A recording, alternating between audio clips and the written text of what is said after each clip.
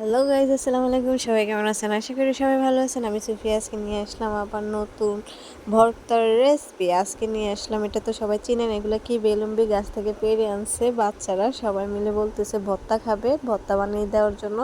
তো এখন বেলুম্বিগুলো আমি এখন একটা একটা করে আমরা সবাই মিলে এটারে ছিঁড়ে নিয়েছি, ছিঁড়ে এখন একটু ধুয়ে নিব। দেখেন একটু ভালো করে ধুইতেছে আমার ভাইজি ছোট, সে ধুইতেছে এটা। তো এটা ধোয়া শেষ। এখন এটার মুখের যে ইয়েগুলো আছে এগুলো আমরা সবাই মিলে একসাথে করে এগুলা ফালাইতেছি। দেখেন সবগুলো এখন একটা একটা করে ফেলে দিব।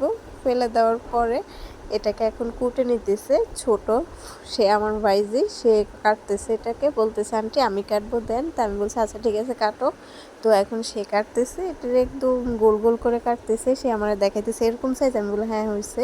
তো সবগুলো কাটা শেষ। এখন আমি দুটো শুকনো মরিচ লবণ একসাথে ভালো করে মিক্স করব, এটারে ভালো করে লবণের সাথে মরিচটারে মিক্স করে নিব।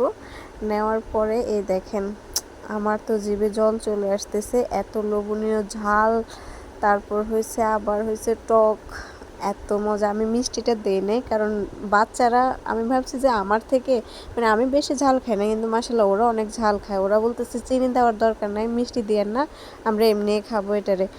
তো এই জন্য ভালো করে এটারে ভালো করে মাখতেছে যাতে একবারে মাখা মাখা মাখা মাখা হয়। এই জন্য সবগুলোর গায়ের ভিতরে মরিচ লবণগুলো ভালো করে মাখতেছি। এখন দেখেন সবাই একে একে করে খাবে, খাওয়ার পরে তাদের রিয়েকশনটা দেখেন। ওকে, ভালো থাকবেন, আল্লাহ হাফেজ, আসসালামু আলাইকুম। আর সবাই আমার পাশে থাকবে।